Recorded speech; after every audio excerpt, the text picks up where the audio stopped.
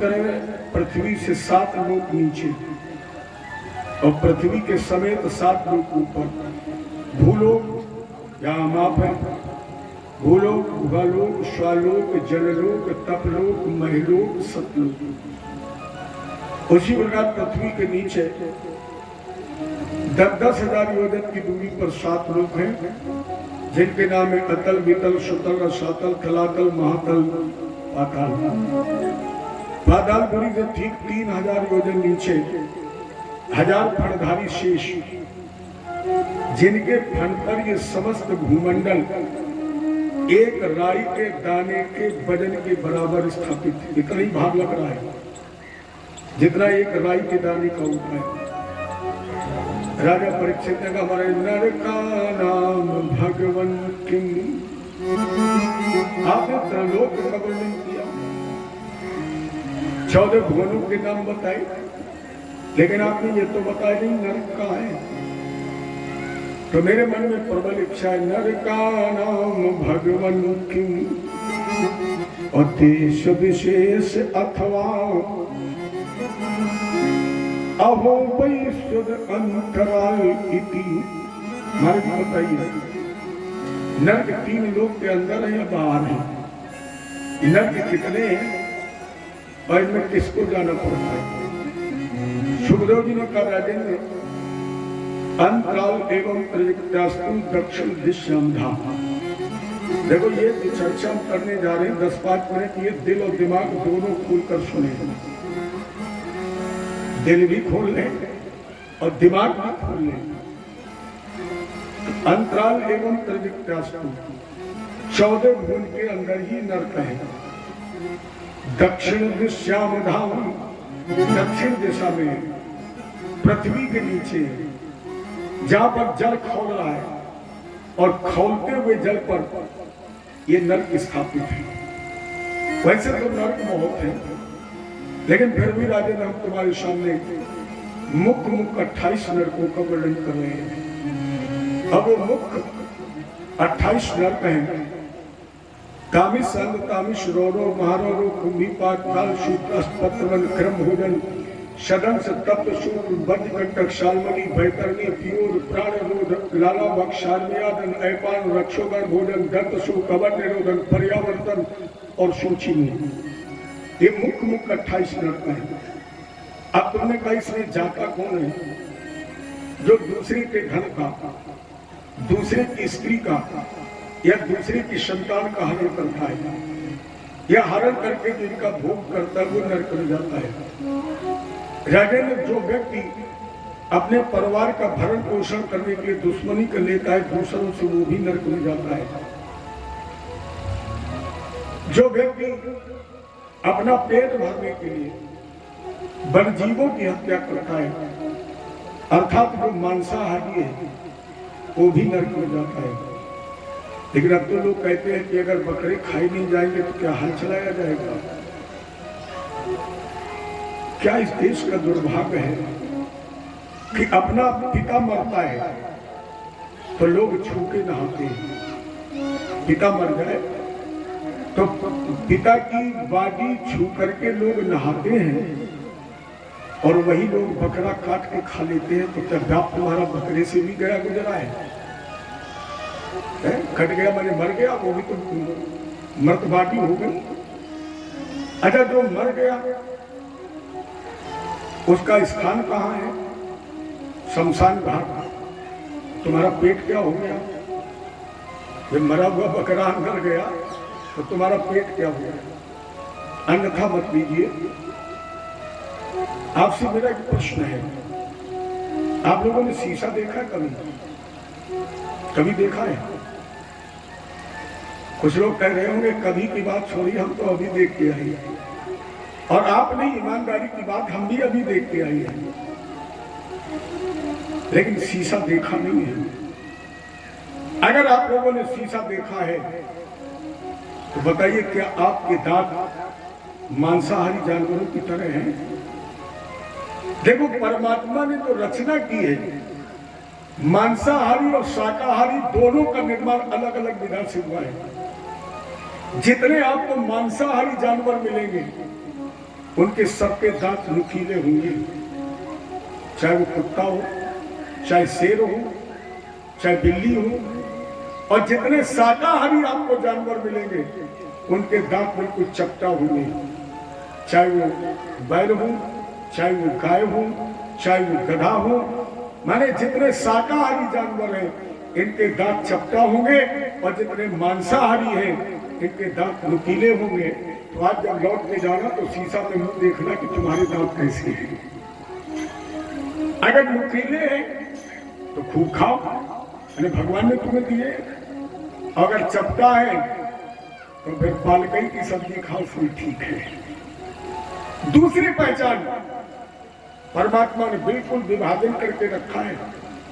जितने भी मांसाहारी जानवर आपको मिलेंगे गौर करके देखना, वो जीभ से उठा के पानी पीते हैं, जीभ से ऐसे उठाएंगे तब पी लेंगे।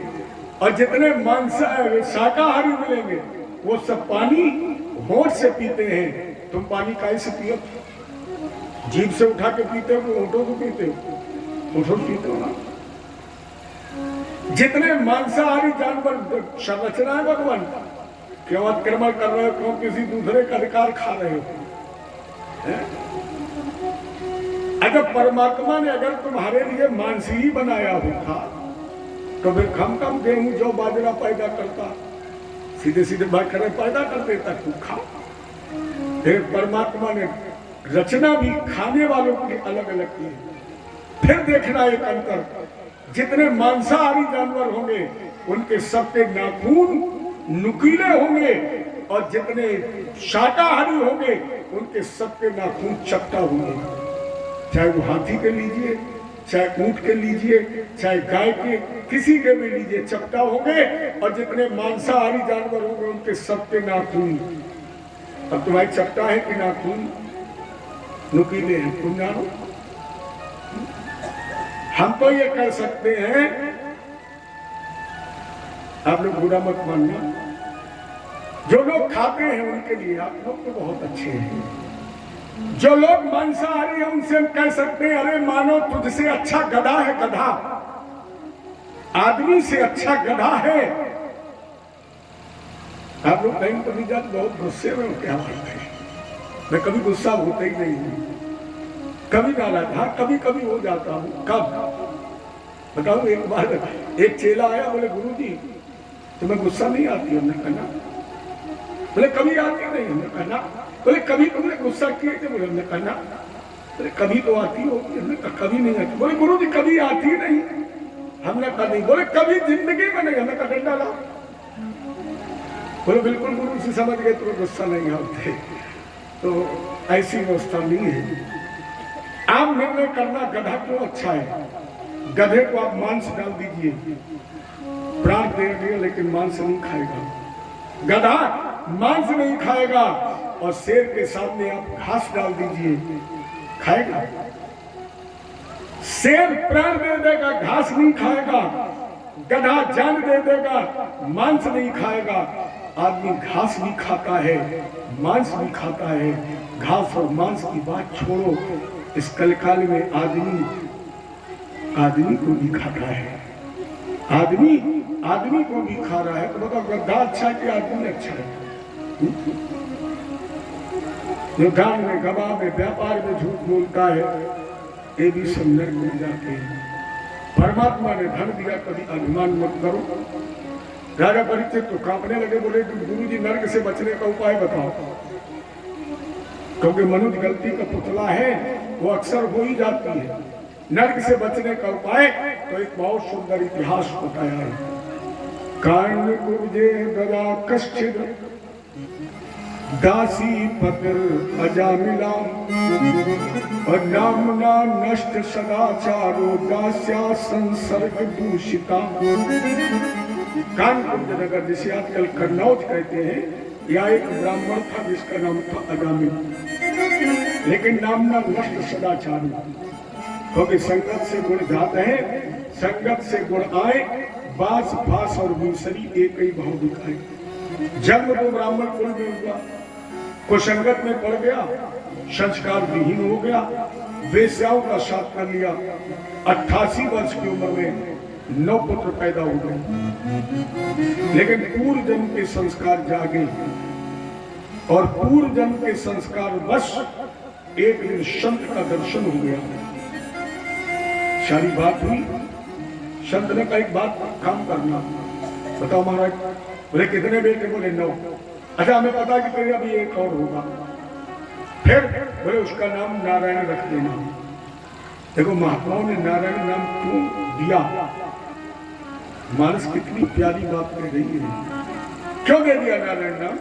बोले नाम लेत भो सिंधु सुखाई, करहु विचार सुजन मन माही, सागर सुमरन जे नर करही, ते को पद इव भवन तरही, गीध अजामे गजगण काऊ, मुकुट भये हरि नाम प्रभाऊ, जाकर नाम मरत मुख आवा, अधमो मुकुट होई सुत गावा, सुमिर पवन सुत पावन नामू, अपने बस कर राखे रामू, उल्टा नाम जपत जग जाना, वाल्मीक भय ब्रह्म समाना, भाव कुभाव अनक आलसहु, जपत नाम मंगल 10 दिशहु, कहाँ कहाँ लगी नाम बड़ाई, और राम न सकही नाम गुण।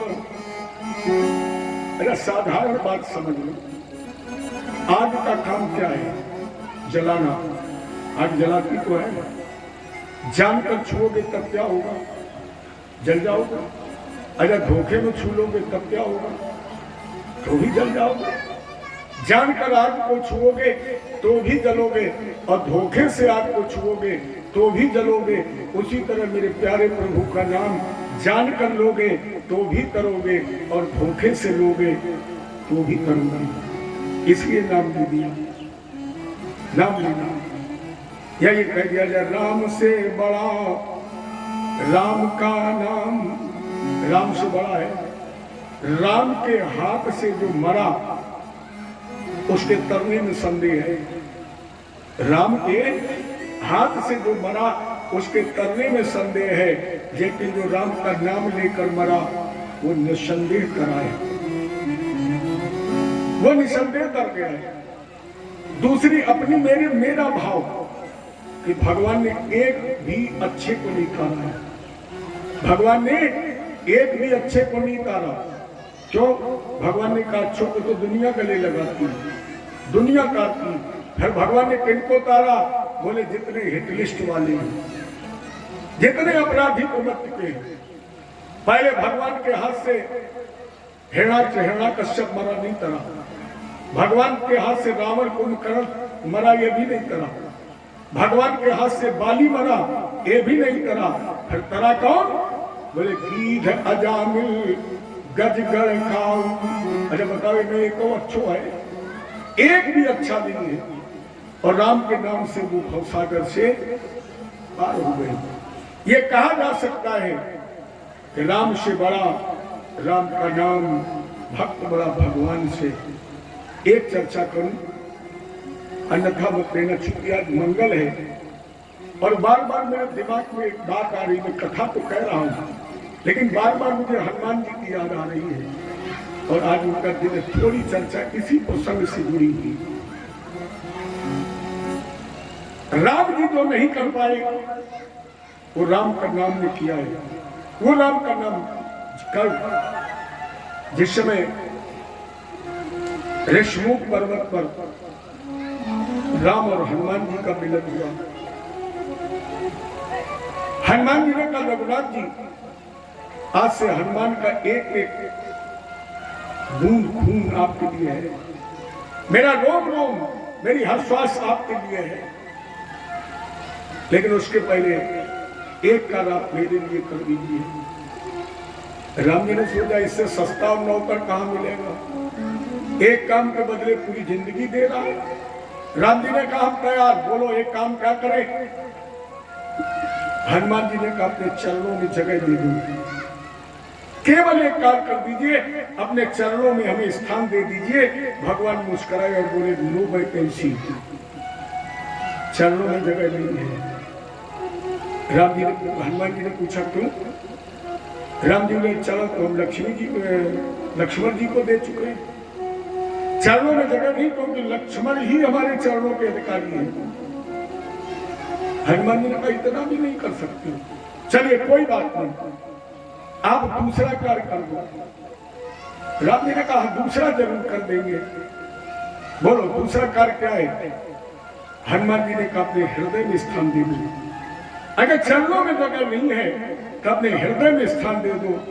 भगवान राम ने कहा नहीं हो सकता है, आप सिया स्वयंवर के पहले मिले होते तो हम तुम्हें अपने हृदय में स्थान दे देते, लेकिन हृदय में तो जनक नंदिनी जानकी जी विराज चुकी है।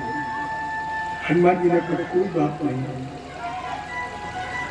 अब अगर हम आपके लिए कुछ करना चाहें तो आप मुझे आशीर्वाद दे दें।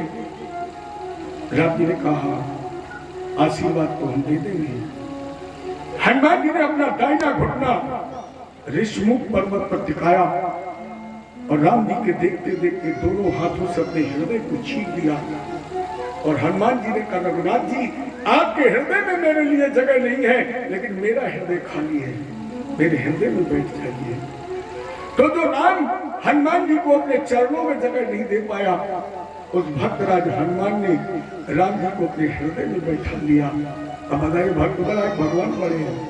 सीना चीरा और बोले देख लो मेरे दिल के नगीने में,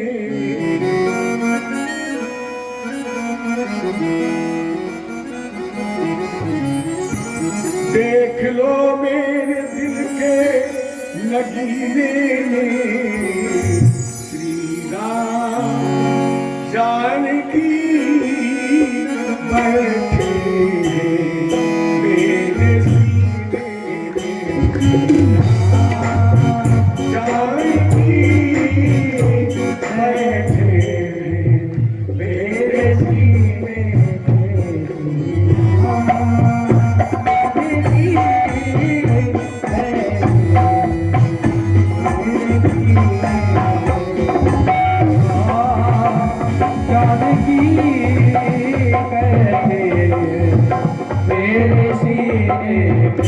देख लो मेरे दिल के नगीने में, देख लो मेरे दिल के नगीने में,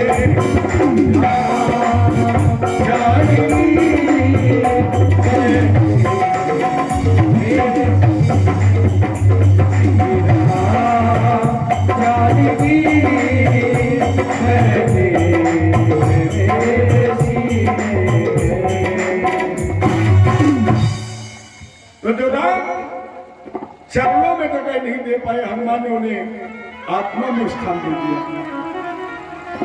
राम जी ने अंगूठी दी, हनुमान जी ने उलट पलट करके देखी और मुंह में डाल दी। जैसे अंगूठी मुंह में डाली भगवान राम मुस्कुराने लगे। हनुमान जी ने सोचा राम जी निरर्थक को मुस्कुराते नहीं। रघुवीर आपके मुस्कुराने का कारण राम जी ने कहा आज पता लगा बंदर बंदर ही होता है, जो मिलता मुंह में डालता है। अरे अंगूठी हमने तुम्हें दी, ये उंगली में पहनने की चीज है कि टाफी या कंपट है जो मुंह में डाल दी। हनुमान जी ने कहा वो अंगूठी आपके लिए है।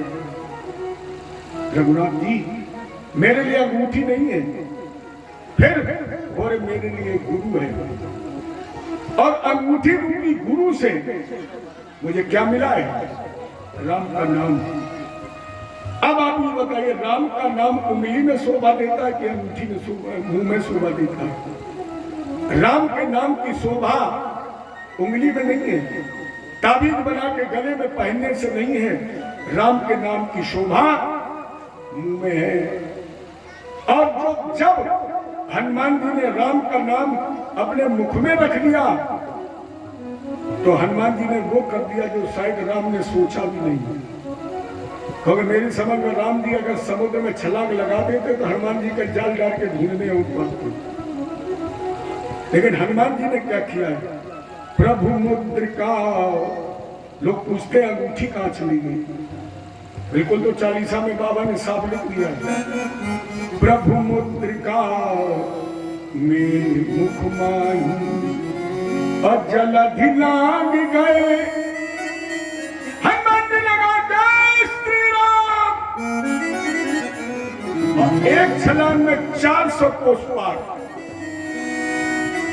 और केवल हनुमान जी नहीं, हनुमान जी इधर से लंका गए और लंका से भी तो एक आया है विभीषण, उसने कौन सा पुल बनाया है? अर्थात राम से बड़ा राम का नाम।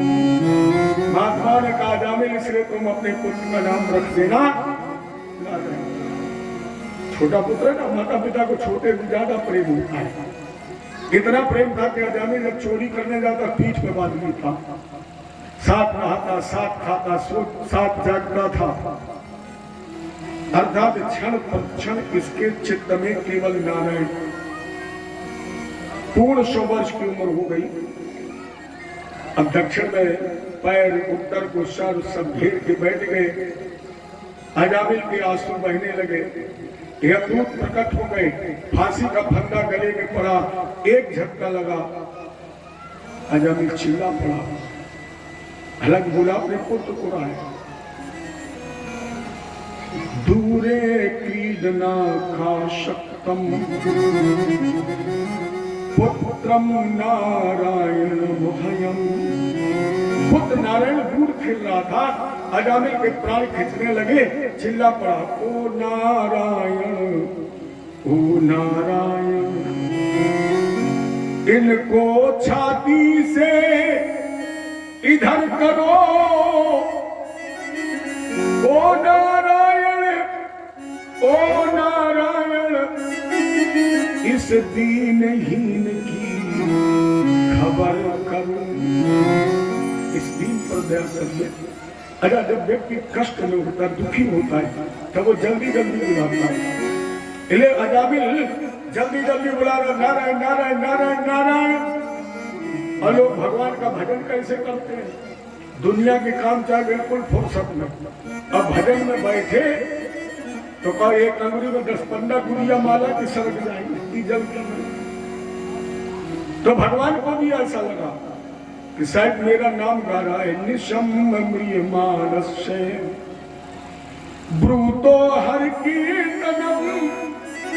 भगवान को ऐसा लगा कि जैसे लोग कीर्तन करते ना, शायद ये मेरे नाम का कीर्तन कर रहा है। इसे भरत नाम महाराज पार्षदाशय शाश्वतम। भगवान ने पार्षदों को भेज दिया, अजामिल को मेरे धाम लेकर आओ। यहाँ पर यमदूतों का भगवान विष्णु के दूतों का संवाद हुआ। युवम धर्मराजस्य, यमदूतों ने कहा मुझे धर्मराज का आदेश है, यज्ञ निर्देश करना, मुझे निर्देश का पालन करना है। भगवान विष्णु के दूत बोले तुम्हें पता है धर्म क्या है? क्या तुम्हें पता है अधर्म क्या? दूत धर्मस् नरस्तत्तो यच्च धर्मस्य लक्षणम। अगर तुम्हें धर्मराज का आदेश है और तुम धर्म को जानना चाहते हो तो धर्म की परिभाषा करो। धर्म क्या है? धर्म का तुम्हें ज्ञान कैसे हुआ? जैसे हम आप भगवान की कथा सुन रहे हैं, ये धर्म है कि अधर्म है? ये कोई दावा कर सकता है? हम सभी कहेंगे कि ये धर्म है, लेकिन तुम्हें बताया किसने कि भागवत सुनना धर्म है? ये ग्रंथों से ही तो मिला है, ये संतों ने और वेदों ने ही तो लिखा है। और अगर वेदों में लिखा हुआ धर्म है, भाई हम आप उसी पथ पर तो चलते हैं। वेद हमारे अग्रणी है, वेद निहित काल धर्म है और वेद विहित काल अधर्म है। यानी वेद के अनुसार आचरण करें वो धर्म है और वेद के विरुद्ध आचरण करें वो धर्म है। अच्छा वेद बताइए, वेद प्रणहितो धर्म, धर्म की व्याख्या वेद करता है। और अगर वेद धर्म की परिभाषा करता है तो वेद रूप किसका है? किसका रूप है? बोले वेदो नारायण साक्षात वेद साक्षात किसका स्वरूप है? नारायण का। वेद नारायण का स्वरूप है और ये नाम किसका ले रहा है? नारायण का।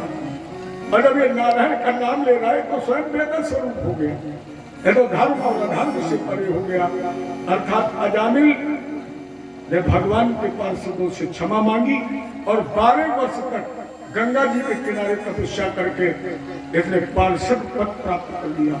ये नारायण के नाम की ताकत है। यानी कौन था पापी अजामिल का सहारा सोचिए, अब व्यवहार इसकी देखने जो था किया सो देखिए। कौन किसका है जहां में खोले आंखें देखिए, और नाम नारायण सुना तो खोल निज द्वारे दिए। संकट जो भी आ पड़े थे सो हरि ने हर दिए। नाम नारायण सुना तो खोल निज द्वारे दिए। भगवान ने नारायण नाम सुना तो दरवाजा खोल दिया। अर्थात वृथा जाय तन जन सभी, भैया वृथा जाय तन जन सभी, वृथा जाय धन और धान, लेकिन वृथा न जाता है कभी नारायण का नाम। भगवान का नाम कभी बेकार नहीं जाता है। नरक से बचने का यही एकमात्र उपाय ओम ब्रह्मांड हमसे कम दिन भर न कहो तो सोने से पहले तो कह दो ओम ब्रह्मांड परम उद्धार हो गया। पहले तुम्हें हमने एक नाम दिया था प्रचेता। प्रचेता से दक्ष का जन्म हुआ, जिन्होंने प्रजापति की कन्या पंचजनी से विवाह किया। अक्षरी जिसका नाम था, जिससे 60 कन्याएं पैदा हुई। इसके बाद इन्होंने 10,000 हरोस्य नाम के पुत्र पैदा किए और कहा कि तुम भी गृहस्थ जीवन में बंधो। तो अब ये गृहस्थ जीवन में बंधने से पहले साधना करने जा रहे थे, तब तक नारद जी आ गए। कहाँ जा रहे? सारी बात बताई। नारद जी ने कहा अच्छी बात, लेकिन एक बात बताइए, तुमने कोई ऐसी नदी देखी है जो दोनों तरफ को बहती है? ध्यान देना। नारद जी ने पूछा कोई ऐसी नदी देखी है जो दोनों तरफ को बहती है? गुरु जी ऐसी नदी कोई है ही नहीं।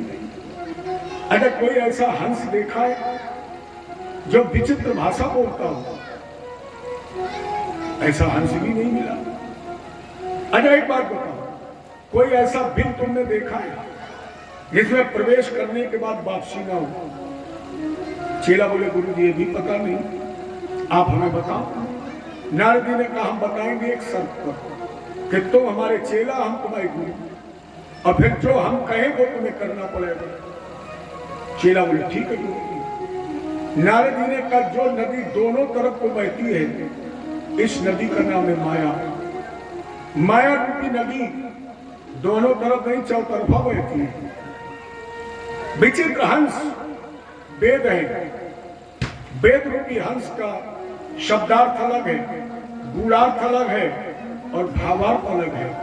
ये ऐसी भाषा बोलता है जिस भाषा को आज तक कोई सुलझा ही नहीं पाया। और वो बिल जिसमें प्रवेश करने के वापसी नहीं होती है, बेटा उस बिल का नाम है मुक्ति। मुक्ति रूपी घर में प्रवेश कर जाओगे फिर तुम्हारी वापसी नहीं होगी। चेला बोले गुरु जी तो क्या करें? नारद जी ने कहा भजन करो, कहा शादी वादी के चक्कर में हो जाओ। तो 10,000 दक्ष के चेला सब बाबा बना दिए। दक्ष को पता लगा कि इन्होंने 1,000 बेटा सबलाश्व नाम के पैदा किए और बोले अब तुम संतानोत्पत्ति करो। तो यही जब चले तो फिर नारद जी मिल गए और नारद जी ने फिर वही पहाड़ा। और जब नारद जी ने पहाड़ा पड़ा तो 1,000 भी लौट कर नहीं गए। शायद तभी से लोग कहने लगे कि बाबा के चले तो तुम ही तुम हुई। दक्ष ने कहा बाबा तुम्हारे तो घर परिवार है नहीं और हमारा भी घर परिवार नहीं चलने दे रहे हो, इसलिए मेरा श्राप। दक्ष ने कहा तस्मा लोके सुते मूढ़म ना भवेत भ्रमता पदम। हम तुम्हें श्राप देते हैं, क्योंकि अगर तुम आज से ठहरोगे तो तुम सब बाबी बनाओगे। इसलिए मेरा श्राप कि आज के बाद तुम कहीं भी ठहरोगे ही नहीं, चलते रहोगे। नारद जी ने वो श्राप स्वीकार कर लिया। इनकी 60 कन्याओं में से 10 कन्याओं का विवाह धर्म से हुआ। 13 कन्या कश्यप जी के साथ ब्याही गई, 27 चंद्रमा से ब्याही गई, 2 भूत से ब्याही गई, 2 लड़कियां अंगिरा जी के साथ ब्याही गई और 2 कृशाश नाम के कक्षधारी कश्यप जी थे, इनके साथ ब्याही गई। इन 60 कन्याओं का विवाह हुआ। कश्यप जी के जो 13 पत्नियां थी, इनमें से 4 का श्रीमद् भागवत में मुख्य रूप से वर्णन आता है, जिसमें कद्दू, बिनका, दिति और अदिति। अदिति के 12 पुत्र पैदा हुए थे और दिति के 2 पुत्र पैदा हुए थे, हिरण्याक्ष और हिरण्यकश्यप। कथाएं तो बहुत है, लेकिन समय बहुत इजाजत नहीं दे रहा है, क्योंकि मुझे लक्ष्य तक पहुंचना है। इसलिए हम सीधे सीधे आपको भक्त प्रहलाद चरित्र से बोलेंगे। हिरण्याक्ष और हिरण्यकश्यप। हिरण्यकश्यप की राजधानी थी एरच, झांसी के पास। दानवराज जम्ब की पुत्री कयाधु से विवाह हुआ था। 4 पुत्र पैदा हुए थे, अनुराग, प्रहलाद, सहलाद और चौथे पुत्र का नाम था प्रहलाद। प्रहलाद भगवान का परम वैष्णव भक्त था। अब यहां फिर एक समस्या आ गई, बेन जैसी। हालांकि प्रहलाद जन्म की कथा श्रीमद् भागवत में नहीं है। जैसे लोग पूछ रहे थे कितने दिन मां के गर्भ में रहे, ऐसा कोई प्रमाण भागवत जी में नहीं है, लेकिन इनके पिताजी का प्रमाण है। हिरण्याक्ष और हिरण्यकश्यप अपने मां के गर्भ में 100 वर्ष तक रहे हैं। यानी हिरण्याक्ष और हिरण्यकश्यप 100 वर्ष तक मां के गर्भ में रहे हैं। लेकिन समस्या यहां इस बात की है, एक अधर्मी पिता के धर्मात्मा का जन्म। आत्मन जायते इत साथ बजा, पिता की आत्मा पुत्र रूप में जन्म लेती है, ये शास्त्र कहता है। अपने देहात में भी लोग कहते हैं बाढ़ पिता के धर्मा अन्न उपजय अपने कर्मा। और अगर ज्यादा देहात में संवाद करो तो लोग कहते हैं बाप है फूट, परापत घोड़ा, ज्यादा नहीं तो थोड़े थोड़ा।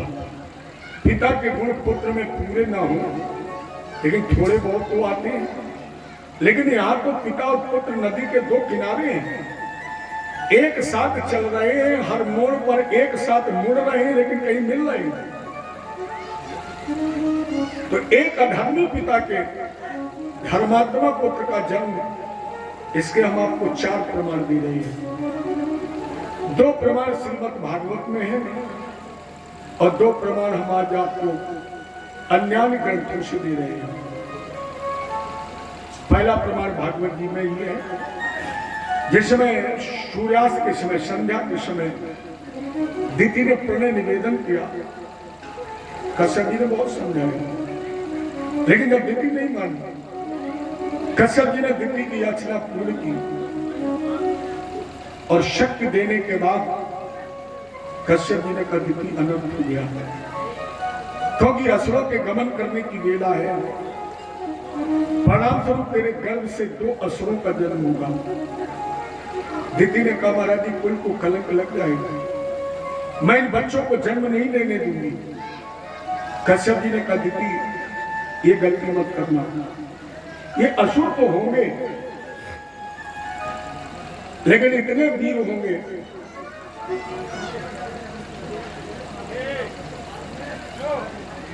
ए भैया, ये तभी बटेगा जब हम चाहेंगे। ये धीरे धीरे बोलो, हम जब चाहेंगे तभी बटेगा। तो तैयार करके रख लो, हम 7 बजे पहले आरती भी कराएंगे। जय जय श्री। आप लोग डरना मत, हम कोशिश कर रहे हैं कि जल्दी से जल्दी आपको छोड़ दें। ये घबराना नहीं कि पंडित जी ने कह दिया 7 बजे। हालांकि अगर आप चाहें तो हम यहीं बैठे बैठे आपको 10 बजे तक सुना सकते हैं। आप बैठे रहो, सुनाते रहेंगे। तो केवल जीते हैं भगवान के लिए, केवल। अब मैं भगवान से कहता भी हूँ कि तभी तक जिंदा रखना जब तक कथा गा पाऊं, और जब कथा गाने लायक ना रहूं तो कोई घसटने के लिए मत छोड़ना। जय जय श्री।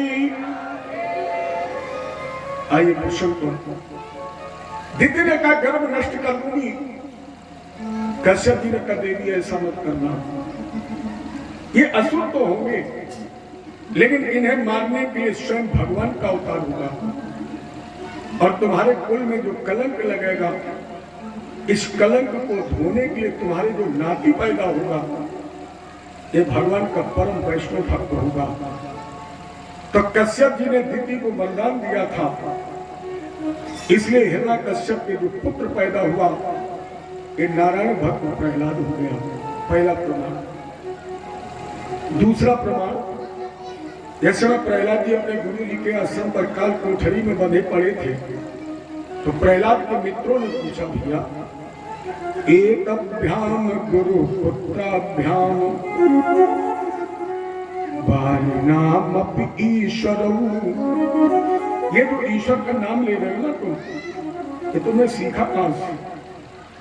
कभी ना तो गुरु जी लेते हैं, ना अपने माता पिता लेते, ना हम लोग लेते, तुमने कहां सीखा? प्रहलाद जी ने कहा पितर प्रस्तुते अस्माकम तपसे मंदराचलम। ये समय मेरे पिताजी मंदराचल पर्वत पर तपस्या कर रहे थे। मेरी मां कयाधु 7 मास के गर्भ से थी। इंद्र को मौका मिल गया और इन्होंने मेरी मैया का हरण कर लिया, लेकिन नारद जी ने इंद्र को सांत्वना देकर मेरी मां को अपने आश्रम पर ले लिया। और नारद जी अपने देवदत्त नाम की वीणा के तारों को झनकार कर जब नारायण नाम गाते थे तो मुझे बहुत ज्यादा लगता था कि भैया मैंने ये नारायण नाम माँ के गर्भ में ही सीख लिया। तो प्रहलाद जी ने ये स्वयं बताया है कि एक अधर्मी पिता के धर्मात्मा पुत्र का जन्म कैसे हुआ। ये भागवत में 2 प्रमाण है। 2 प्रमाण हम आपको अन्य पुराणों से दे रहे हैं। पहला प्रमाण, जिस समय हिरण्यकश्यप को ये पता लगा कि मेरे भाई का हत्यारा विष्णु है, तो इसने संकल्प लिया कि हम 3 दिन के अंदर ब्रह्मा को प्रसन्न करके अपने भाई के हत्यारे के रक्त से अपने भाई का तर्पण करेंगे। 3 दिन के अंदर ब्रह्मा को प्रसन्न करूंगा। कयाधु के कंधे पर राजभार रख दिया और राज्य का त्याग करके एकांत स्थल पर अगर दैत्य हठयोग करते हैं, जिद करते हैं। नारद जी ने सोचा कि अगर ब्रह्मा जी प्रसन्न हो गए और हिरण्यकश्यप को वरदान दे दिया तो मेरे प्रभु को कष्ट होगा।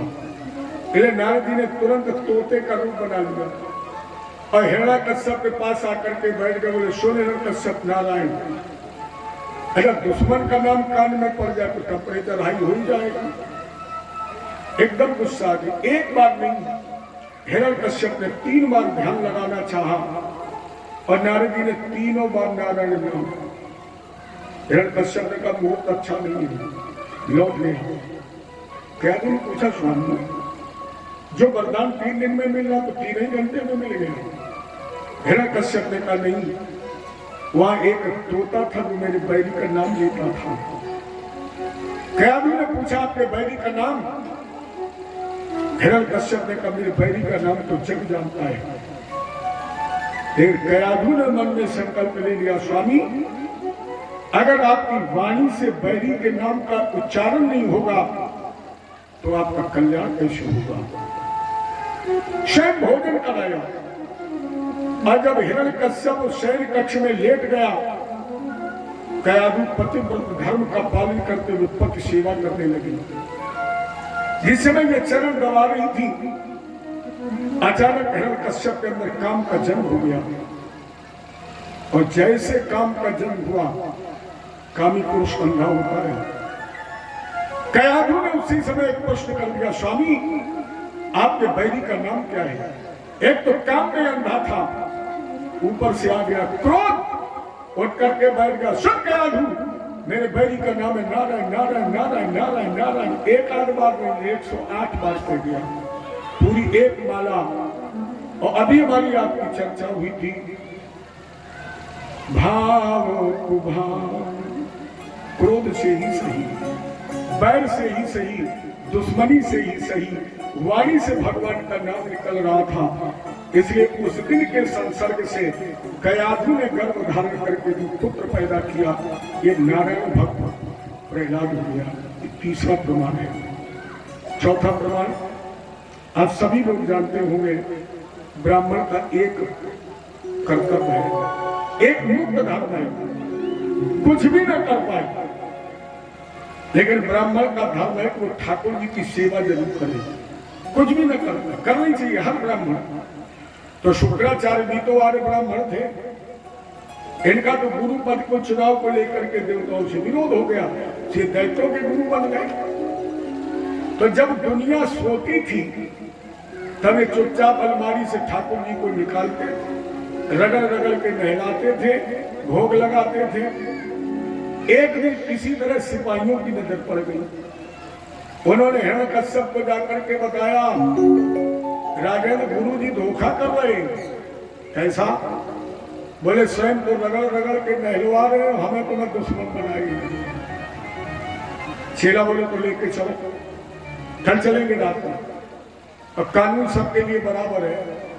अगर गुरु जी के यहाँ दुश्मन मिल जाएगा तो दुश्मन का काम बाद में, गुरु जी का पहले। चलो कल सुबह ही रात के 11-12 बजे शुक्राचार्य जी आसन पर बैठे, ठाकुर जी की आरती उतारे, ओम जय जगदीश। तब तक चेला ने कुंडी खटखटाई। शुक्राचार्य जी ने पूछा कौन? हिरण्यकश्यप ने कहा, गुरु जी मैं आपका परम शिष्य हिरण्यकश्यप, आप दरवाजा खोलिए।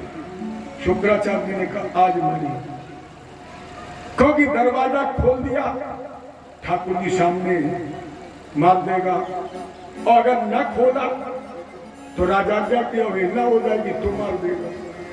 क्या करें? शुक्राचार्य जी को जल्दी में कोई उपाय नहीं मिला, तो सामने आसन के कमंडल जल से भरा हुआ रखा पानी, उसी कमंडल में ठाकुर जी को डाल दिया और कहा, हे ठाकुर जी महाराज, ये दीनहीन ब्राह्मण पर दया करना, और दरवाजा खोल दिया। हिरण्यकश्यप ने प्रणाम किया, गुरु जी ने आशीर्वाद दिया। हिरण्यकश्यप ने पूछा क्या कर रहे? गुरु जी रात में क्या हो रहा? चेला पूजा। किसकी पूजा हो रही? शुक्राचार्य जी ने कहा जिसकी जग पूजा करता है। हिरण्यकश्यप को यह अभिमान था कि जग हमारी पूजा करता है। बड़ा प्रश्न। देखो भगवान अपने भक्त के बचने के रास्ते रखता है। जैसे एक बार रावण ने पूछा विभीषण, मेरा नमक खाता है, मेरे टुकड़ों पर पलता है और नाम दुश्मन का गाता है। विभीषण ने कहा कौन कहता है? रावण ने कहा हम कहते हैं, तुम राम नहीं गाते हो। विभीषण ने कहा ना, आपको सुनने में भ्रम है, हम राम नहीं कहते। रावण ने कहा फिर क्या कहते हो? विभीषण ने कहा हम कहते हैं रावण मंदोदरी, लेकिन रावण मंदोदरी कहने में लगती है देर, इसलिए रावण का ले लिया रा और मंदोदरी का ले लिया मां। अब बताओ तुम राम समझ रहे तो हम क्या करें? हम तो भैया भाभी के परम भक्त हैं। कहा गुरु जी तलाशी। शुक्राचार्य जी ने कहा तुम्हें तो बारंटों की जरूरत नहीं, लो तलाशी। तलाशी ली गई, लेकिन ठाकुर जी तब मिले जब कई बार हो तो कमंडल में डरे, उधर किसी का ध्यान पहुंचा नहीं। सब लौट करके आए।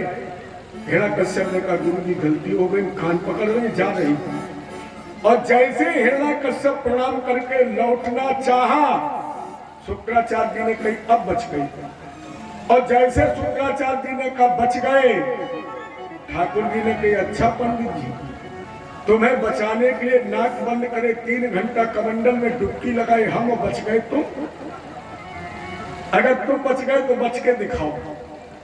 तो भगवान ने जरा सी भ्रगुटी विलास सृष्टि लय हुई, जरा सी भ्रगुटी चढ़ गई तो हिरण्याकश्यप को भयंकर प्यास लगी। इतनी प्यास लगी किसी ने अपने गुरु का आदेश भी नहीं लिया और दौड़ करके वही कमंडल उठा लिया जिसमें ठाकुर जी पड़े। अब इसने एक से चुल्लू बनाई और दूसरे से कमंडल। शुक्राचार्य ने कही अब मरी, अब अगर तनिकऊ टेढ़ हो ही हो तो पानी बाद में, और ठाकुर जी अगर निकले तो आज हमारा घोटा सा।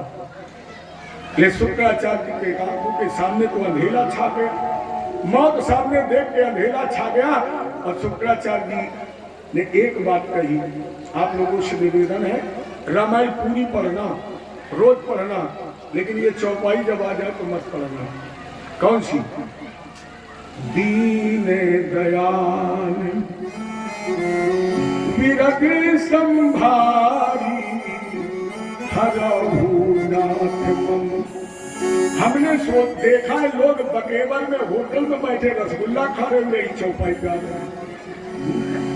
मैंने रसगुल्ला खाना में संकट है, मत गाइए।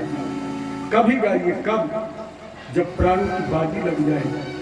कभी आप रघुनाथ की परीक्षा करके तो देखिए, तब गाइए जब आप आपत्ति में फंसे हुए, प्राणों की बाजी लग जाए।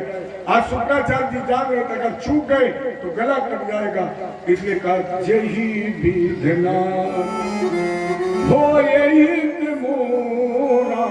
एक क्षण लगा और हमारे ठाकुर जी ने उस जल को इतना शीतल कर दिया, इतना ठंडा कर दिया कि हिरण्यकश्यप केवल एक घूंट जल पी पाया, केवल एक घूंट। क्यों? जिस जल में हमारे ठाकुर जी है वो पानी है, वो जल नहीं है, वो चरणामृत है। जिस जल में हमारे ठाकुर जी का निवास है वो चरणामृत है। और चरणामृत कितना लेना चाहिए? पेट भर के, थोड़ा। शास्त्र तो ये कहता है इतना लीजिए जो होठों पर लग जाए, और ज्यादा मन हो तो जीभ के अग्रभाग में लग जाए, और ज्यादा मन हो तो पूरे मुंह में लग जाए, लेकिन पेट में न जाए। इतना प्रसाद दीजिए। और हम आप एक अज्ञानता में गलती करते हैं, प्रसाद लेते हैं और लेने के बाद सर में लगा लेते। कभी मत करिए, ये बहुत बड़ा अपराध है, क्योंकि भगवान का प्रसाद है। और शरीर में सबसे ज्यादा अगर कुछ अशुद्ध माना गया तो ये बाल है, सबसे ज्यादा अशुद्ध माने जाते हैं। इसलिए कभी भी वो भगवान का प्रसाद आप सर में मत लगाइए, अशुद्ध हो जाता है। वह धोखे से ही सही हिरण्यकश्यप भगवान का चरणामृत लेकर के गया, और जब चरणामृत लेकर के गया तो उस दिन के संसर्ग से कयाधु ने गर्भ धारण करके जो पुत्र पैदा किया है ये नारायण भक्त प्रहलाद हुआ है। अर्थात एक धर्मी पिता के धर्मात्मा पुत्र का जन्म कैसे हुआ, इसके 4 प्रमाण हमने आपको दिए। इसके बाद कथा तो बहुत विस्तृत है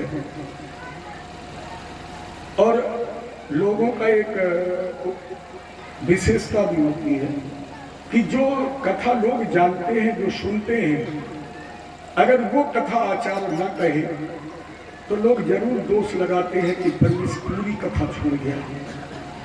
वो पूरी कितनी भी मेहनत करे, अन्य ग्रंथों के कितने भी प्रमाण दे, लेकिन अगर लोग ये जानते हैं कि प्रहलाद चरित्र में आवा में बिल्ली के बच्चे बचे हैं, और अगर पंडित वो आचार्य अगर आवा में बिल्ली के बच्चे न बचाए तो बोले पंडित जी तो बेकार थे, वो तो सब छोड़ गए। जबकि प्रहलाद चरित्र में ऐसी कोई कथा बिल्ली की नहीं है। हिरण्यकश्यप के द्वारा बहुत सताया गया।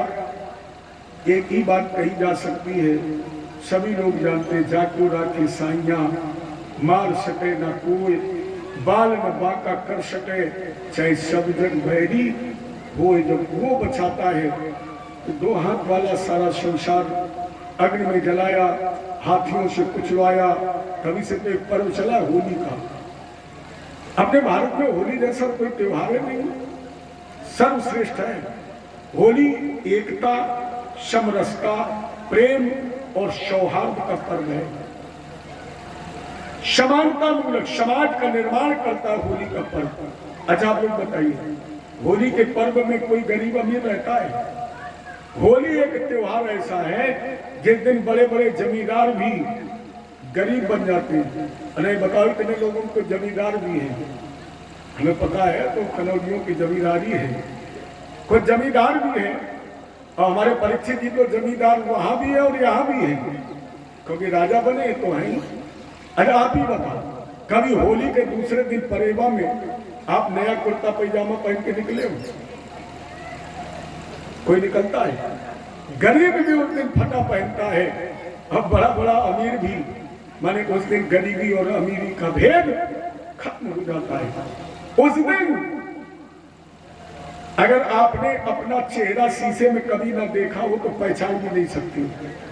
कब उस दिन सबके चेहरा एक जैसे, हरे, पीले, लाल, नीले, बिल्कुल एक जैसे। अर्थात होली का पर्व प्रेम, सौहार्द और एकता का संदेश देने वाला पर्व है होली। होली का मतलब है जो हुआ उसे भूल जाओ और प्रेम से एक दूसरे के गले लगो। हालांकि अल्लाह का शब्द बहुत, बर मांगे ना भूलो ना मरे, और इसी बर की पूर्ति के लिए भगवान ने 13वें महीने का निर्माण किया था, जिसे हम आप अधिक मास भी कहते हैं, जिसे मलमास पुरुषोत्तम मास भी कहते हैं। गलगल गलानो खम्भ फारो चरचराए निकसो नरनाहर रूप अति भयानु है। वो लोहे का खम्भा गर्म फट गया बीच से, और बीच से खम्भा फाड़कर भगवान नरसिंह के रूप में प्रकट हुए। जब नरसिंह भगवान की कितने भक्त के वर्ष में है। अच्छा बता, भगवान की पूजा कभी लोहे में होती है, कागज में होती है, पत्थर में होती है, लकड़ी में होती है, मिट्टी में होती है, लेकिन भगत के बस में है भगवान। कितने बस में है कि जब प्रहलाद ने लोहे के खंभे में प्रकट कर बुला दिया तो भगवान ने अपना ही संविधान कोने में रख दिया। भगत के बस में है भगवान, कभी भक्त बिना ये कुछ भी नहीं है, भक्त बिना ये कुछ भी नहीं है, भक्त है की शान, भगत के बस में है। भगवान को भक्त के बस में है, लोहे के खंभे में प्रकट हुए। प्रहलाद ने कितना सुंदर वर मांगा है। प्रहलाद ने कहा था, मंजुल हमारे प्यारे पिता बैरी को दीजिए स्वधाम राम, यही वरदान दीजिए, केवल एक वरदान दीजिए, मेरे पिता का उद्धार हो जाए। नरसिंह भगवान ने कहा, प्रहलाद तुम्हारे पिता का ही नहीं, 7 आगे की 7 पीछे की 7 बीच की 21 पीढ़ियों का उद्धार।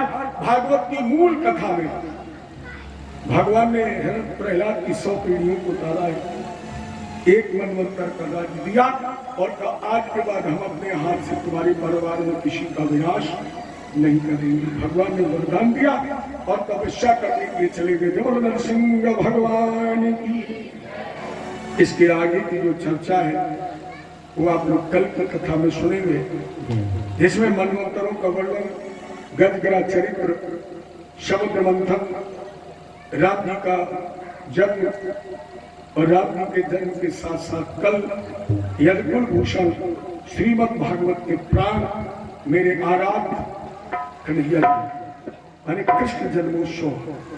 देखिए कितना सौभाग्य है हमारा, आपका कितना हमें पता नहीं है, लेकिन हमें पता भगवान ने वो नौकरी हमको दी है जो कहते हैं कि हम जगत में सबको जन्म देते हैं, लेकिन हम वक्ताओं को ये अधिकार दे रहे हैं कि 7 दिन में कथा के चौथे दिन हमें वो जन्म दे सकते हैं। तो भगवान का जन्मोत्सव कल बहुत धूमधाम से। सबसे पहले हमारे परीक्षित जी और हमारी बहन भी ध्यान दें, बाबा नंद ने भगवान के जन्मोत्सव में 3 लाख गौएं,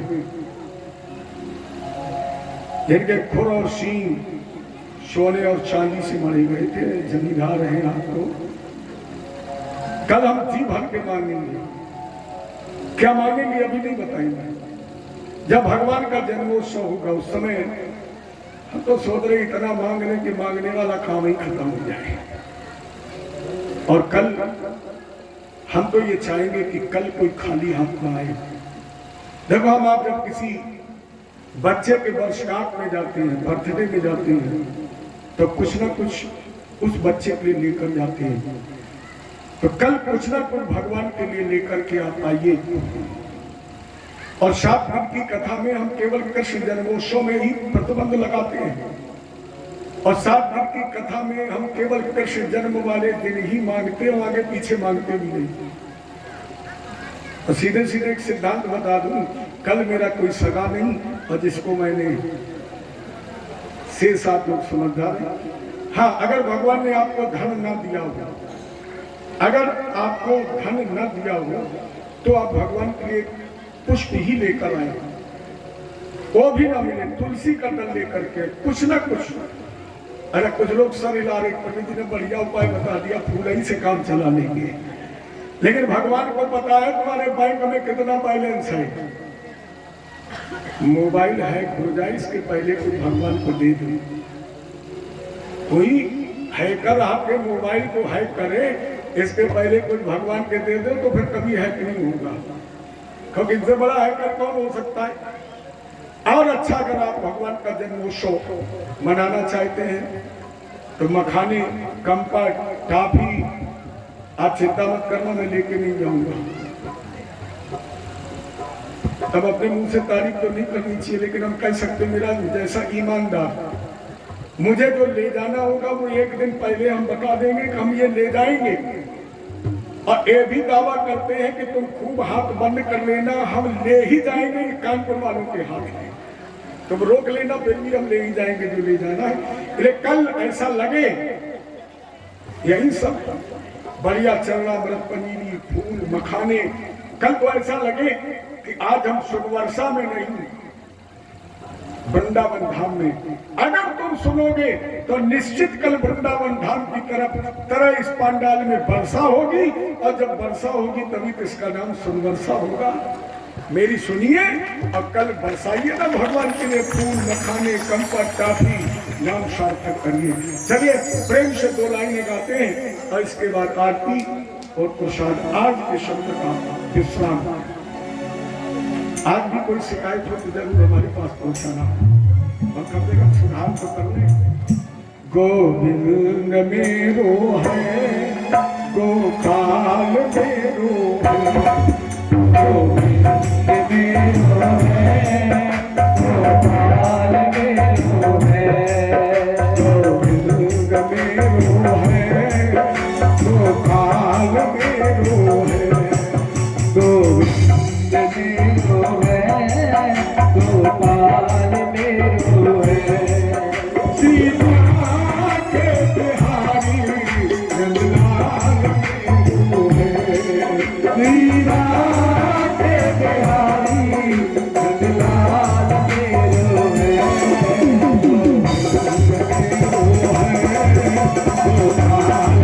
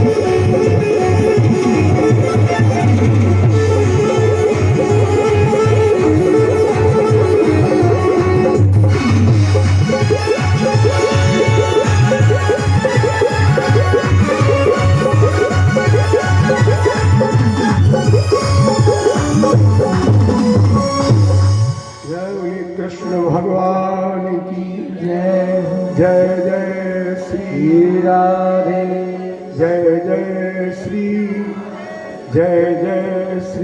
राधे। मनसो जातको दुर्जो जायत स्तोत्राद्वायस प्राणसमुखादग्निरजायत। आरती गाऊं प्यारे आप ही को मनाओ, आरती गाऊं प्यारे आप ही को मनाओ। कुंज बिहारी तेरी बाके बिहारी तेरी आरती गाओ। हे गिरधारी तेरी आरती गाओ।